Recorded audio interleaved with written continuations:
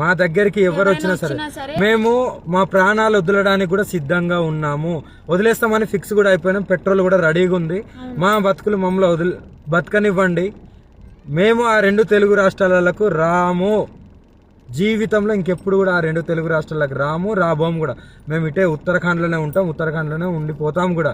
ఒకవేళ మమ్మల్ని విడదీయాలి అని చూసే వాళ్ళకి ఒక్కటే చెప్తున్నాము, మీకు మా ప్రాణాలు పోవడమే కావాలి అంటే ప్రజలకు కానీ ఎవరికైనా కానీ రాజకీయ వాళ్ళకి కానీ ఇప్పుడు కేసులు పెట్టిన వాళ్ళకి కానీ మా ప్రాణాలే కావాలి అంటే చెప్పండి.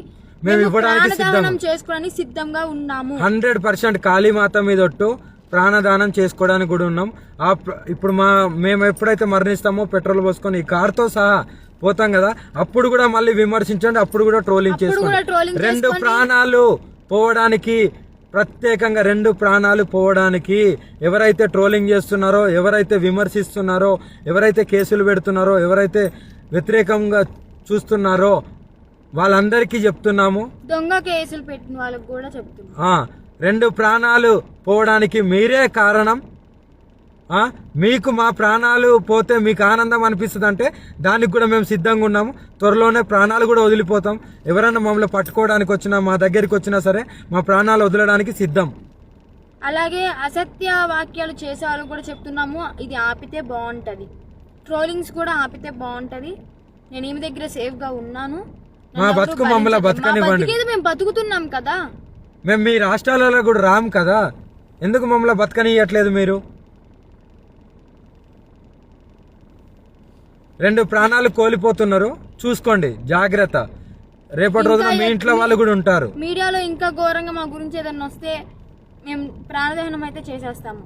మేము కూడా ఓపిక ఎంతవరకు ఉండాలో అంతవరకు ఉంటుంది. మేము కూడా సహించలేకపోతున్నాము. ఏంటి అసలు ఆ మాటలు ఏంటి, ఆ కంప్లైంట్స్ ఏంటి, వాళ్ళు మీడియా ముందుకు వచ్చి ప్రెస్ మీటింగ్లు పెట్టి వాళ్ళు మాట్లాడే మాటలు చాలా అంటే చాలా ఘోరంగా ఉన్నాయి. మీరు అనుకుంటున్నారేమో కానీ వాళ్ళు అలాగే అంటారు, చనిపోరని. 100% ఆ వీడియో కూడా మీకు పంపిస్తాను, ఎలా మరణిస్తున్నాం అనేది. ఎవరైనా సరే మమ్మల్ని ఇప్పటికి కూడా మా న్యూస్ ఆపకపోతే మా బతికేది మేము బతుకుతున్నాం కదా. అక్కడైతే లేం కదా 2 రాష్ట్రాల్లో. మీకు మా వల్లే ఇబ్బంది కదా. మేము అక్కడ లేం కదా మీ కళ్ళ ముందు. కానీ మేము రాము కదా, మీకు అదే కావాలి కదా. మేము రాము 2 రాష్ట్రాలల్లో. మేమేదో ఉత్తరాఖండ్కి వెళ్ళి బతుకుతాము. ఇప్పటికైనా ఆ యూట్యూబ్ వాళ్ళకి కానీ ఎవరికైనా కానీ చెప్పేది ఒకటే, మా న్యూస్లు ఆపేస్తే బాగుంటుంది. ఇంకా దేశంలో చాలా ఉపయోగపడే న్యూస్లు ఉన్నాయి, అవి చూపించండి. మాదొక్కటే కాదు కదా.